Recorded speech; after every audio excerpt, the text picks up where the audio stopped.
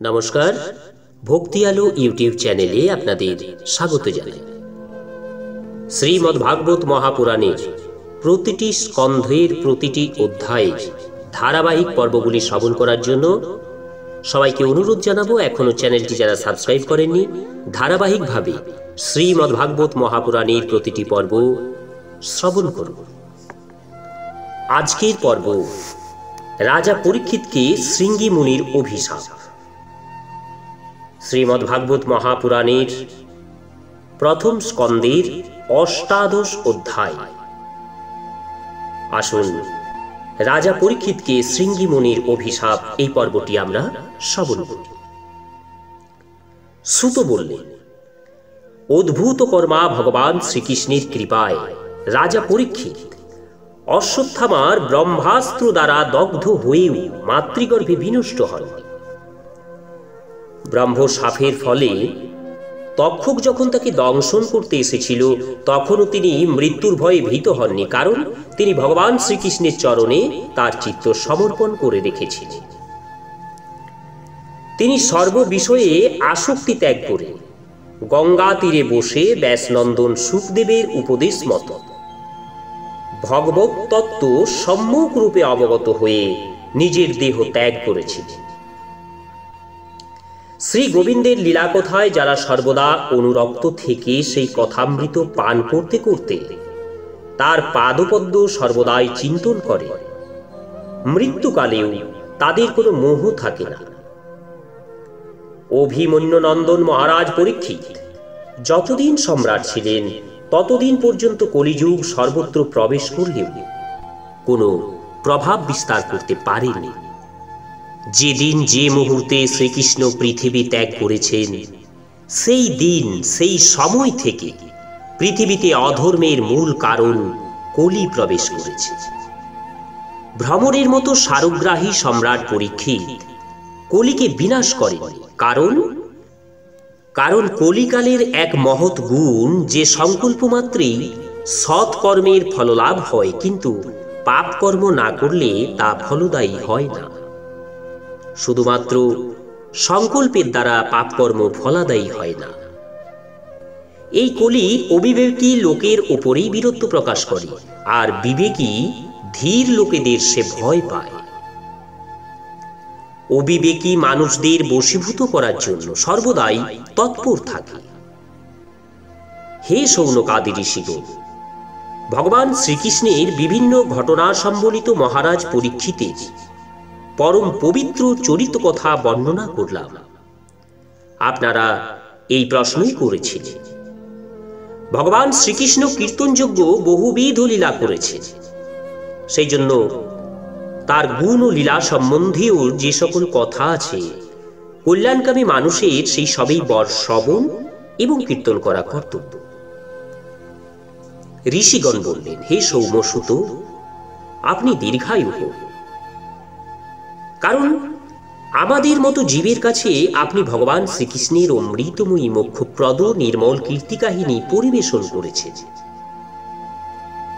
যজ্ঞ করতে করতে তার ধোঁয়াতে আমাদের শরীর বিবর্ণ হয়ে গেছে, তবুও এই কর্মের ফল পাবো কিনা সন্দেহ। এই সময়ে আপনি তো ভগবান শ্রীকৃষ্ণের পাদপদ্মের সুমধুর মকরন্দ পান করিয়ে আমাদের তৃপ্ত করছে। ভগবত ভক্তগণের ক্ষণকালের সৎসঙ্গের সঙ্গে স্বর্গ অথবা মুখেরও তুলনা চলে না। জাগতিক বিষয়ের তো কথাই নেই।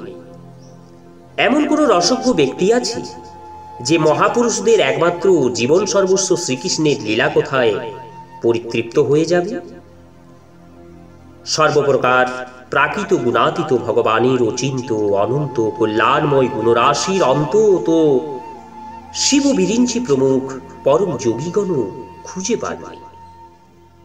হে বিদ্যুৎ, আপনি ভগবানকেই আপনার জীবনের ধ্রুবতারা বলে মনে করেন, সুতরাং সৎ পুরুষদের একমাত্র আশ্রয় শ্রী ভগবানের উদার এবং পরম বিমল চরিত্র আমাদের মতো শ্রদ্ধালু শ্রোতাদের কাছে বিস্তারিতভাবে বর্ণনা করুন। সেই পরম বৈষ্ণব মহামতি পরীক্ষিত সুখদেবের মুখ থেকে যে জ্ঞানের উপদেশ শুনে মোক্ষস্বরূপ শ্রী ভগবানের পাদপদ্ম লাভ করেছিলেন, আপনি অনুগ্রহ করে সেই জ্ঞান এবং পরীক্ষিতের পরম মধুর পবিত্র উপাখ্যানের বর্ণনা করুন, কারণ তার মধ্যে কোনো কিছু গোপন করা হয়নি, আর ভগবত প্রেমের অপূর্ব যোগনিষ্ঠার নিরূপণ করা হয়েছে। অবশ্যই তার প্রতি পদে ভগবান শ্রীকৃষ্ণের লীলা কাহিনীর বর্ণনা রয়েছে। ভগবানের প্রিয় ভক্তদের সেই সব প্রসঙ্গ শুনতে বড় আনন্দ হয়। সুত বললেন, অহু, বিলোম বংশে জন্মেও মহাত্মাদের সেবা করতে পেরে আমার জীবন সফল করতে পেরেছি। এই বিলোম বংশ কি? উচ্চবর্ণের মা এবং তার অপেক্ষা নিম্নবর্ণের পিতার সংযোগে যে উৎপন্ন সন্তান, তাকে বিলোমজ বলা হয়। ব্রাহ্মণ কন্যা এবং ক্ষত্রিয় পুরুষের সংযোগে সুত জাতির সৃষ্টি হওয়ায় শাস্ত্রে একে বিলোম বলা হয়েছে। সেই সুত বিলোম বংশজাত, কারণ মহাপুরুষদের সঙ্গে সাধারণ আলাপচারিতায় নিজ কুলে জন্মের দুঃখ শীঘ্রই দূর হয়। যারা মহাপুরুষদের একমাত্র আশ্রয় ভগবানের নাম কীর্তন করে, তাদের যে বনপীড়া থাকবে না সে কথা তো বলাই বাহুল্য। ভগবানের শক্তি অনন্ত, তিনি নিজেও অনন্ত। আসলে তিনি অনন্ত কল্যাণাদি গুণযুক্ত বলেই তাকে অনন্ত বলা হয়। বেদ তাকে অনন্ত বলে প্রতিপাদন করেছে। ভগবানের গুণের সমকক্ষ যখন কেউ হতে পারে না, তখন তার থেকে বড় কেউ কি করে হতে পারে? তার গুণের বৈশিষ্ট্য বোঝবার জন্য এই বললেই যথেষ্ট হয় যে লক্ষ্মী দেবী চরণ সেবা প্রার্থী, ব্রহ্মাদি দেবতাগণকে পরিহার করে চলেন। সেই লক্ষ্মী দেবীও ভগবান না চাওয়া সত্ত্বেও উপযাজক ভাবে তার চরণ রেণু সেবা করে থাকে। ভগবানের শ্রীচরণ প্রক্ষালনের জন্য ব্রহ্মা যে জল সমর্পণ করেছিলেন, সেই জলেই তার পাদনখ থেকে নিঃসৃত হয়ে গঙ্গাবাড়ি রূপে প্রবাহিত হচ্ছে। সেই গঙ্গাবাড়ি দেবাদিদেব মহাদেব সহ সমগ্র জগৎকে পবিত্র করছে। এই পরিস্থিতিতে শ্রীকৃষ্ণ ব্যতীত ত্রিভুবনে ভগবান শব্দের আর দ্বিতীয় কোনো অর্থ কি হতে পারে? যে শ্রী গোবিন্দ চরণে অনুরক্ত হয়ে সাধু বিবেকবান ব্যক্তিগণ কোন রকম দ্বিধা না করে দেহ গেহাদিতে দিল আসক্তি ত্যাগ করেন এবং ভাগবত পরমহংসপদ প্রাপ্ত হন, যে স্থিতিতে অহিংসা এবং আত্মান্তিক শান্তি স্বাভাবিকভাবে বিরাজ করে। হে সূর্যতুল্য ভাস্বর মহাত্মাগণ, আপনারা আমাকে যে প্রশ্ন করেছেন, নিজ বুদ্ধি অনুযায়ী তার উত্তর আমি জানাচ্ছি। পাখিরা যেমন তাদের নিজ নিজ শক্তিমতো আকাশে বিচরণ করে থাকে, সেই রকমই পণ্ডিতগণও নিজ নিজ বুদ্ধি অনুসারে শ্রীকৃষ্ণ লীলা কীর্তন করে থাকে। একদিন মহারাজ পরীক্ষিত ধনুর্বাণ নিয়ে মৃগয়া করতে বনে গিয়েছিলেন। হরিণের অনুসরণ করতে করতে তিনি অত্যন্ত ক্লান্ত, ক্ষুধার্ত এবং পিপাসার্ত হয়ে পড়েন। কোথাও কোনো জলাশয় দেখতে না পেয়ে খুঁজতে খুঁজতে তিনি এক ঋষির আশ্রমে এসে উপস্থিত হন, আর সেখানে একজন ঋষিকে নিমীলিত চোখে শান্তভাবে আসনে উপবিষ্ট দেখতে পেলেন। ঋষি মন, প্রাণ ও ইন্দ্রিয়বর্গ এবং বুদ্ধির থেকে প্রতিনিবৃত হয়ে সংসারের ঊর্ধ্বে জাগ্রত, স্বপ্ন, সুযুক্তি তিন অবস্থা থেকে নিবৃত্ত হয়ে নির্বিকার ব্রহ্মরূপ তৃতীয় স্থানে অবস্থান করছিলেন। বিক্ষিপ্ত জটাজাল এবং রুরু নামক কৃষ্ণ মৃগচর্মে তার শরীর আবৃত ছিল। এইরকম অবস্থায় পিপাসায় কাতর রাজা পরীক্ষিত তার কাছে জল প্রার্থনা করলেন। সামান্য তৃণের আসন অথবা ভূমিতে পর্যন্ত উপবেশন স্থান নির্দেশের ভদ্রতা না পেয়ে, কেউ তাকে অভ্যর্থনা না করাতে, পাদ্য অর্ঘ্য এমনকি একটু সাদর সম্ভাষণও না পেয়ে নিজেকে অবজ্ঞাত মনে করে তিনি অত্যন্ত ক্রুদ্ধ হলেন। হে সৌর, ক্ষুধা এবং তৃষ্ণায় কাতর মহারাজ পরীক্ষিতের সেই ব্রাহ্মণের প্রতি ঈর্ষা এবং বিদ্বেষ জন্মাল। এইরকম ভয়ানক ক্রোধ এবং মাৎসর্য মহারাজ পরীক্ষিতের জীবনে আর কখনো হয়। আশ্রম থেকে বেরিয়ে আসার সময়ে অত্যন্ত ক্রোধবশত ধনুকের অগ্রভাগ দিয়ে একটা মৃত সর্প উঠে গিয়ে তিনি ঋষির গলায় ঝুলিয়ে দিয়ে নিজের প্রাসাদে ফিরে এলেন। তিনি মনে মনে ভাবতে লাগলেন, ঋষির কি সত্যি ইন্দ্রিয় নিরোধ হয়েছিল, অথবা রাজা এখানে এসেছেন তাতে আমার কি? এইভাবে আমাকে অবজ্ঞা করে সমাধির ভান করে বসেছিলেন হয়তো। সেই শমিক মুনির ছেলে ছিলেন ব্রহ্ম তেজ সম্পন্ন। তিনি আশেপাশেই অন্যান্য ঋষি কুমারদের সাথে খেলা করছিলেন। তিনি যখন শুনতে পেলেন যে রাজা তার পিতার সাথে দুর্ব্যবহার করেছেন, তখন তিনি বলতে লাগলেন, বড় আশ্চর্য, এইসব নরপতি বাচ্য ব্যক্তিগণ উচ্ছিষ্টভোজী কাকের মতো হৃষ্টপুষ্ট হয়ে কিরকম অন্যায় করছে দেখো। ব্রাহ্মণদের দাস হয়েও দরজায় প্রহরারত কুকুরদের মতো নিজেদের প্রভুকে তিরস্কার করছে। ব্রাহ্মণরা ক্ষত্রিয়দের তাদের দ্বার পালক রূপে নিযুক্ত করেছেন। তাদের উচিত দরজায় দাঁড়িয়ে পাহারা দেওয়া। ঘরের মধ্যে ঢুকে প্রভুর বাসনে খাবার খাওয়াতে তাদের অধিকার নেই। সুতরাং কুপোতগামীদের শাসক ভগবান শ্রীকৃষ্ণ পরমধামে গমন করার পর এই ধর্ম মর্যাদা লঙ্ঘনকারীকে আমি আজ শাস্তি দেবই। আমার তপবল তোমরা দেখো। নিজের বন্ধুদের এই কথা বলে ক্রোধে রক্তচক্ষু সেই ঋষি বালক কৌশিকী নদীর জলে আচমন করে তার বজ্রতুল্য অভিশাপ বাক্য উচ্চারণ করলেন। তিনি বললেন, কুলাঙ্গার পরীক্ষিত আমার পিতাকে অপমান করে মর্যাদা লঙ্ঘন করেছে, সুতরাং আমার আদেশে আজ থেকে সপ্তম দিনে তাকে তক্ষক নাগ দংশন করবে। এরপরে সেই বালক নিজের আশ্রমে প্রবেশ করে পিতার গলায় সর্প দেখে দুঃখে কাতর হয়ে উচ্চৈস্বরে রোদন করতে লাগলেন। হে বৃপ্পবর সৌনক! শমিক মুনি তার ছেলের বিলাপ শুনে ধীরে ধীরে চোখ খুললেন এবং দেখলেন যে তার গলায় এক মৃত সর্প ঝুলছে। আর সেই সাপটিকে ছুঁড়ে ফেলে দিয়ে তিনি ছেলেকে জিজ্ঞাসা করলেন, হে বৎস, তুমি কাঁদছো কেন? কেউ কি তোমার কোনো ক্ষতি করেছে? পিতার এই প্রশ্নের উত্তরে ঋষি বালক সমস্ত বৃত্তান্ত নিবেদন করলেন। রাজার প্রতি অভিশাপের কথা শুনে ব্রহ্মর্ষি শমিক পুত্রের কর্মটি সমর্থন করতে পারলেন না।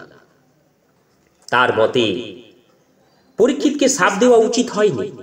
তিনি বললেন, অহো মূর্খ বালক, তুমি মহাপাপ করেছ। দুঃখের কথা যে সামান্য ত্রুটিতে তুমি তাকে এত বড় শাস্তি দিয়েছ। তোমার বুদ্ধি এখনো পরিপক্ক হয়নি। ভগবৎ স্বরূপ রাজাকে সাধারণ মানুষের সমান মনে করা তোমার উচিত হয়নি, কারণ নরপতির প্রবল প্রতাপে সুরক্ষিত এবং নির্ভয় হয়েই প্রজাগণ নিজ নিজ মঙ্গল সাধনে নিরত রয়েছে। নৃপতি রূপ ধারণ করে নারায়ণ যখন পৃথিবীতে না থাকবেন, তখন চোর ডাকাতির বৃদ্ধি হবে, নষ্ট হয়ে যাবে। রাজার নিধন হলে অরাজক অবস্থার দস্যু তস্করেরা অবলীলাক্রমে যে পাপ করবে, তার সঙ্গে আমাদের সম্বন্ধ না থাকা সত্ত্বেও আমরাও তার জন্য দায়ী হব। কারণ রাজা না থাকলে লুঠত রাজ বৃদ্ধিপ্রাপ্ত হবে। তারা নিজেদের মধ্যে হানাহানি করবে, কটু কথা বলবে এবং গবাদি পশু, নারী ও ধন সম্পত্তি অপহরণ করতে থাকবে। তখন চার ধর্মের বর্ণাশ্রমাচার সম্পন্ন বেদবিহিত সনাতন ধর্ম লুপ্ত হয়ে যাবে। অর্থলোভ এবং কামনা বাসনায় উন্মুক্ত হয়ে মানুষ কুকুর এবং বানরের মতো যথেচ্ছ আহার বিহারে বর্ণ সংকরের সৃষ্টি করবে। সম্রাট পরীক্ষিত স্বয়ং মহাযশস্বী ও ধর্মরক্ষক। অনেক অশ্বমেধ যজ্ঞ তিনি করেছেন। তিনি ভক্ত চূড়ামণি। সেই রাজর্ষি খুদ পিপাসায় কাতর হয়ে আমাদের আশ্রমে এসেছিল। তিনি কখনো আমাদের অভিশাপের যোগ্য নন। এই অপরিণত বুদ্ধি বালক আমাদের নিষ্পাপ এবং সেবক স্বভাব রাজার প্রতি অপরাধ করেছে। সর্বান্তর্যামী ভগবান দয়া করে তাকে ক্ষমা করুন। ভগবত ভক্তদেরও প্রতিকারের সামর্থ্য থাকে, কিন্তু অপরের দ্বারা কৃত অপমান, বঞ্চনা, অবজ্ঞা, নিন্দা, তাড়না প্রভৃতি কোনো প্রতিশোধ তারা নেন না। পুত্তকৃত অপরাধে শমিক মুনির অত্যন্ত পরিতাপ হয়েছিল। মহারাজ পরীক্ষিত যে তাকে অপমান করেছেন, সেটা তিনি ধর্তব্যের মধ্যেও মনে করেন। মহাত্মাদের স্বভাবেই এই যে তাদের যদি কেউ সুখ বা দুঃখ দেয় তাহলেও প্রায়ই তারা তাতে হৃষ্ট বা ব্যথিত হন না, কারণ আত্মার স্বরূপ তো নির্গুণ, সুখ দুঃখের অতীত। শ্রী হরি ওম ইতি শ্রীমদ্ভাগবতে মহর্ষি বেদব্যাস প্রণীত পারমহংস সংহিতা শ্রীমদ্ভাগবত মহাপুরাণে প্রথম স্কন্ধে বিপ্র শাপোপলম্বনম নাম অষ্টাদশোऽধ্যায় সম্পূর্ণম। ওম তৎসৎ, ওম তৎসৎ, ওম তৎসৎ। ওম শ্রী হরি। নমস্কার, ভক্তি আলো ইউটিউব চ্যানেলে শ্রীমদ্ভাগবত মহাপুরাণের প্রতিটি স্কন্ধের প্রতিটি অধ্যায় পুঙ্খানুপুঙ্খভাবে শ্রবণ করার জন্য চ্যানেলটি যারা সাবস্ক্রাইব করেননি, আপনাদের অনুরোধ চ্যানেলটির সাথে থেকে আপনারা ধারাবাহিক পর্বগুলো শ্রবণ করুন। আজ এই পর্যন্তই, আসবো পরের পর্বে। সবাই সুস্থ এবং ভালো থাকুন। আগামী পর্বে পরীক্ষিতের অনশনব্রত এবং সুখদেবের আগমন পর্বটি শোনার জন্য আমন্ত্রণ জানাই।